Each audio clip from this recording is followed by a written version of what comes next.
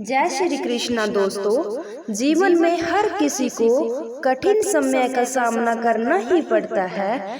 ऐसे समय में धैर्य और सकारात्मक सोच हमारे सबसे बड़े साथी होती हैं। जब परिस्थितियां हमारे विपरीत जाती है और हर दिशा बंद होती है, तब धैर्य ही वह ताकत होता है जो हमें न केवल स्थिर रहने में मदद करता है, बल्कि आगे बढ़ने का साहस भी देता है। धैर्य हमें मानसिक स्थिरता और शांति प्रदान करता है और हमारे जो अंदर आत्मविश्वास को जागृत करता है। ये हमें विश्वास दिलाता है कि हर कठिनाई के बाद आसानी और हर अंधेरे के बाद उजाला आता है।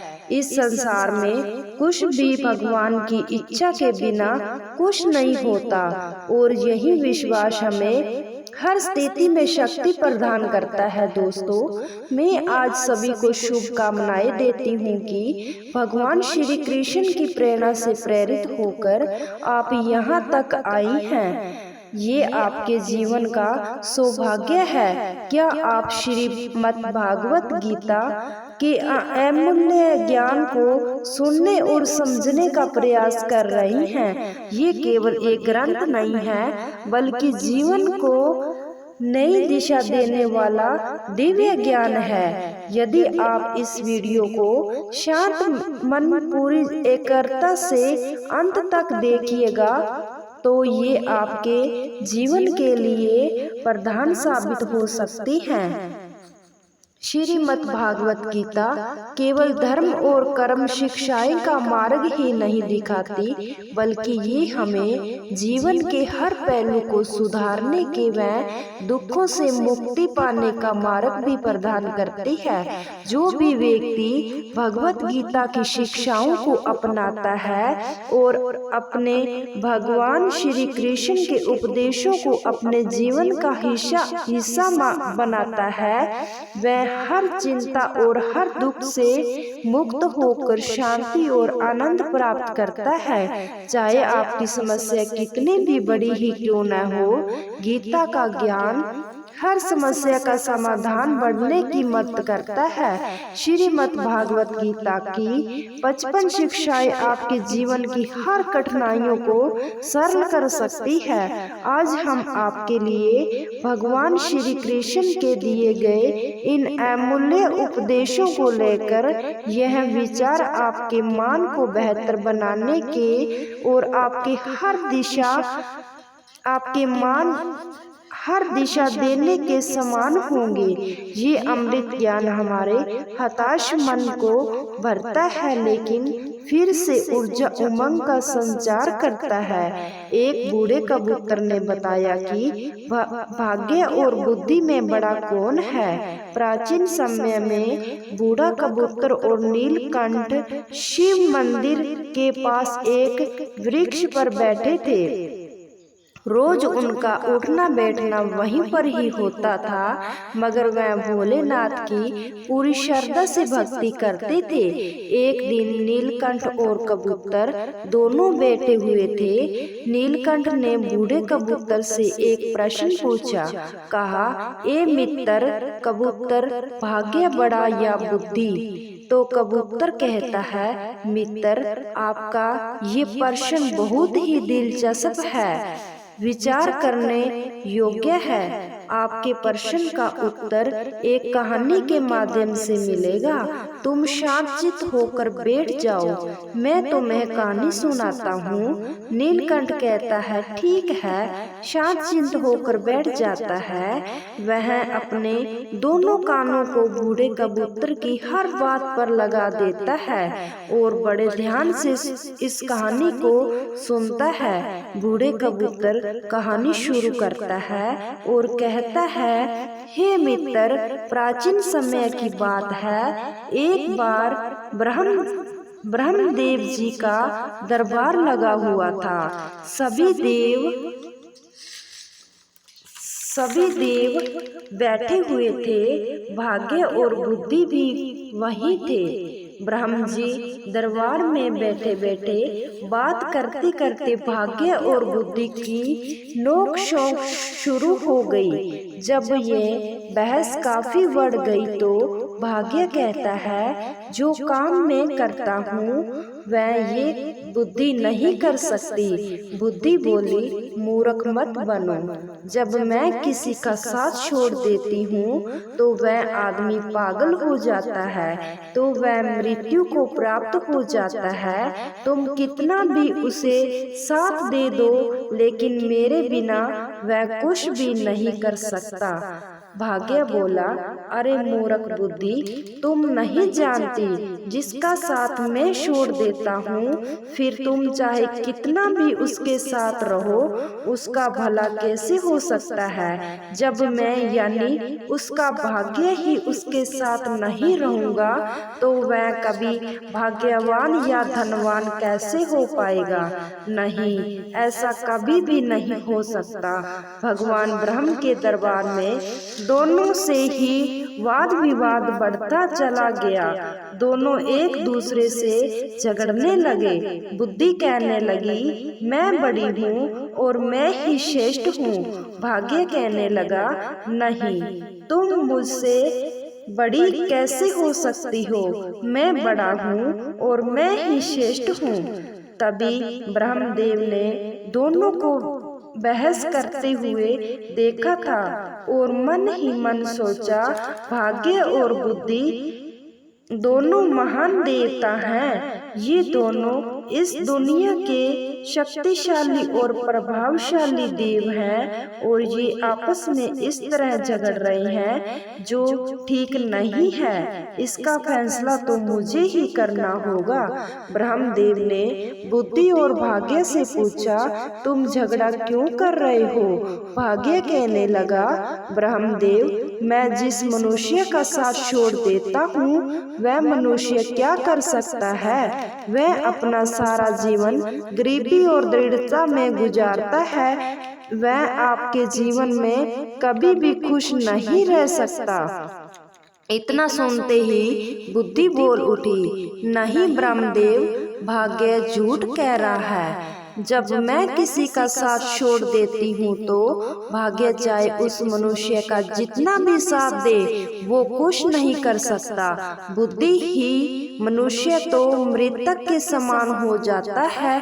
भगवान ब्रह्म ने दोनों की बात ध्यान से सुनी। उनकी बात सुनकर ब्रह्मदेव मन ही मन सोचने लगे, इन दोनों की समस्या तो बहुत गंभीर है, इनका फैसला कैसे किया जाए। फिर ब्रह्मदेव ने दोनों से कहा, ऐसे पता नहीं चलेगा, आप परीक्षण कीजिए। भाग्यदेव, आप अपने भाग्य का परीक्षण कीजिए और बुद्धिदेव, आप अपनी बुद्धि का। इसका प्रयोग करके बताइए कि तुम दोनों में से कौन बड़ा और श्रेष्ठ है। भाग्यदेव बोला, ब्रह्मदेव, जैसा आपका आदेश होगा मैं उसी का पालन करूंगा। ब्रह्मदेव ने कहा, आप मृत्यु लोक को ध्यान से देखिए। ब्रह्मदेव ने भाग्य और बुद्धि को मृत्यु लोक दिखाया और कहा, देखो, इस जंगल में एक गरीब बुढ़िया और उसका इकलौता 20 वर्षीय बेटा इस झोंपड़ी डालकर रहते हैं। वह बहुत ही गरीब हैं, उन्हें खाने के लिए एक दाना भी नसीब नहीं हो रहा है। और अब तुम दोनों भाग्य और बुद्धि अपनी शक्ति आजमाओ। तुम दोनों में से इस गरीब बुढ़िया और बेटे को धनवान बना दे सकते हो, सम्राट बना सकते हो, वही तुम दोनों में से बड़ा और श्रेष्ठ माना जाएगा। ब्रह्मदेव की बात सुनकर भाग्यदेव कहने लगा, परमपिता, ये तो छोटी सी बात है। भाग्य की बात सुनकर बुद्धि बोली, ये छोटी सी बात कैसे हो सकती है। जब तक मैं उसका साथ नहीं दूंगी तब तक तुम इसे राजा नहीं बना सकते, ना ही सम्राट बना सकते। भाग्य में ने कहा, बुद्धि, तुम नहीं जानती, अगर मैं उसका साथ दूंगा तो इसे राजा ही नहीं बल्कि एक महान सम्राट बनाऊंगा। बुद्धि बोली, ठीक है, हम दोनों इसी पर ही शक्ति का उपयोग करते हैं। इससे हमारी समस्या का फैसला भी हो जाएगा। जो जीतेगा वही श्रेष्ठ माना जाएगा। इसके बाद भाग्य ब्रह्मदेव से कहने लगा, ब्रह्मदेव, पहले तो मुझे अपनी श्रेष्ठता सिद्ध करने की अनुमति दीजिए। मुझे यहाँ से जाने और इस लड़के को सम्राट बनाने की आज्ञा दीजिए। ब्रह्मदेव जी ने कहते हैं, ठीक है। ब्रह्मदेव के कहते ही बुद्धि ने ब्रह्मदेव से कहा, ब्रह्मदेव, मैं इस लड़के का साथ छोड़कर आ रही हूँ। उसकी बात सुनकर भाग्य ने कहा, ठीक है, तुम अभी उसका साथ छोड़ दो और ब्रह्मलोक में आ जाओ। बुद्धि भाग्य से कहने लगी, भाग्य, ध्यान रखना, कहीं ऐसा ना हो तुम इसे सम्राट बनाने के चक्कर में मार ही दो। ये व्यक्ति मरना नहीं चाहिए। भाग्य कहने लगा, बुद्धि, तुम ये सब दूर से देखती रहो। आज तुम्हारी हार निश्चित है, क्योंकि मैं ही तुमसे ज्यादा शक्तिशाली और बलवान हूँ। बुद्धि बोली, ठीक है, मैं भी इसी समय इसी लड़के का साथ छोड़ रही हूँ। ऐसा कहकर बुद्धि ने उसका साथ छोड़ दिया। बुद्धि का साथ छोड़ते ही वह लड़का अपनी शुद्ध बुद्धि खो बैठा, एक निर्गुणी बनकर रह गया, पागल और मूर्ख बन गया। अब भाग्य अपना काम शुरू करता है और देखता है उस व्यक्ति के पास कुछ नहीं है, सिर्फ एक घास फूस की बनी हुई झोंपड़ी होती है और केवल 3 बकरियां होती है। लड़का उन बकरियों के खाने के लिए पेड़ पौधों की पत्तियां काट कर लाता और उन्हें चराता। वह पूरा दिन इसी में ही गुजार देता। उसकी स्थिति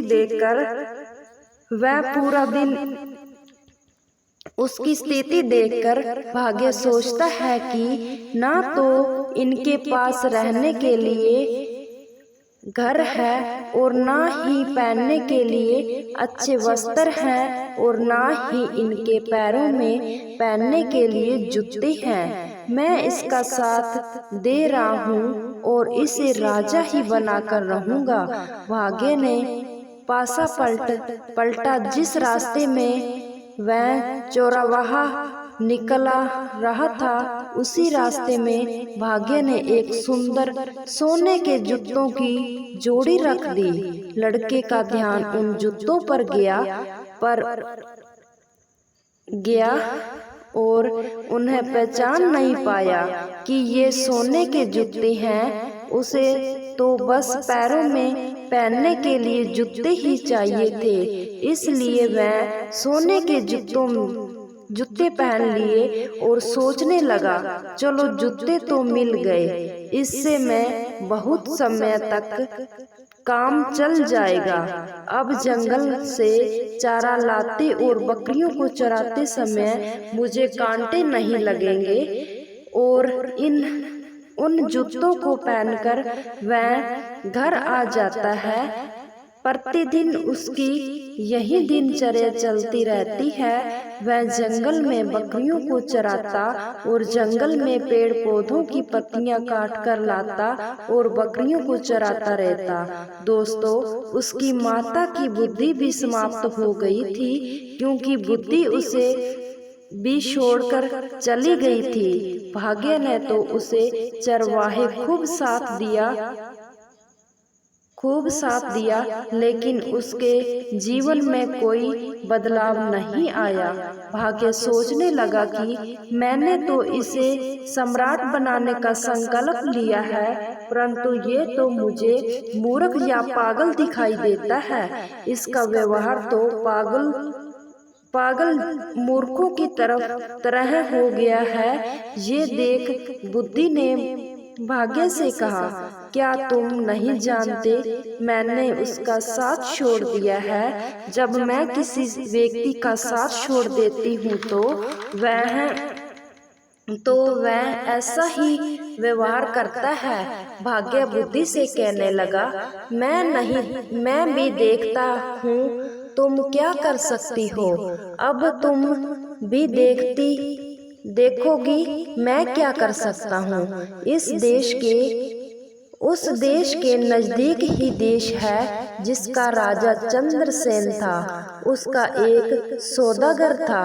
वह अलग अलग देशों में जाकर व्यापार करता था। उस सौदागर के पास व्यापार करने के लिए कुछ ऊंट थे। वह ऊंट पर पित्तल लाद कर ले जाता था और व्यापार किया करता था। एक दिन वह सौदागर उसी जंगल में गुजर रहा था। यहाँ पर वह चारावाह रहता था जो बकरियां चराता था। वह सौदागर ऊंट लेकर जा रहा था। तभी रास्ते में जाते हुए उसकी नजर उस चारावाह के पैरों पर पड़ी। सौदागर ने देखा कि इस चारावाह के पैरों में ये तो सोने के जूते हैं और ये इनकी कोई कदर नहीं कर रहा है। इसे देखकर लगता है कि ये सोने के जूतों को शायद जानता तक ही नहीं है। सौदागर अपने ऊंट से नीचे उतरकर उस चारावाह से पूछा, भाई तुम ये जूते कहाँ से लाए हो। उस चारावाह ने उस सौदागर को बताया, ये जूते मुझे इस जंगल में रास्ते पर पड़े हुए मिले थे। सौदागर ने चारावाह से पूछा, क्या तुम इन जूतों को बेचना चाहते हो। तो चारावाह ने कहा, जरूर बेच दूंगा। इन्हें पहनते पहनते मुझे भी बहुत समय हो गया है, लेकिन ये टूटते फटते बिल्कुल भी नहीं हैं। ये तो काफी समय से ऐसे ही हैं। व्यापारी चारावाह से कहा, ये जूते मुझे बेच दो। इस जूते के बदले में जो चाहो मुझसे वह ले लो। उस चारावाह ने व्यापारी से कहा, मुझे इन जूतों के बदले में ज्यादा कुछ नहीं चाहिए। 1 मन अनाज चाहिए जिससे मुझे और मेरी माता को 2 साल का भोजन प्राप्त हो सके। हम तो भूखे मरते हैं। उसने सौदागर को वह सोने के जूते 1 मन अनाज के बदले में दे दिए। सोने के जूते पाकर वह सौदागर बहुत खुश हो गया। वह सौदागर उस जंगल में चारावाह को 1 मन अनाज देकर चला गया। तब बुद्धि भाग्य से कहने लगी, भाग्य देखते नहीं तुम्हारे तो जूते तो 1 मन अनाज के बदले में बिक गए।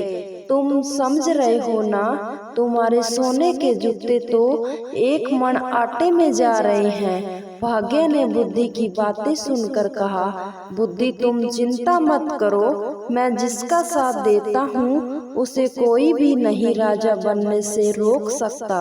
मैं इसे एक महान सम्राट बनाकर ही रहूंगा। बुद्धि कहने लगी, इस भाग्य तुम मेरे बिना कुछ भी नहीं कर सकते। देखना तुम इसे अवश्य ही मार दोगे। बेचारा कहीं राजा बनते बनते मर ना जाए। भाग्य ने कहा, बुद्धि तुम कैसी बातें कर रही हो।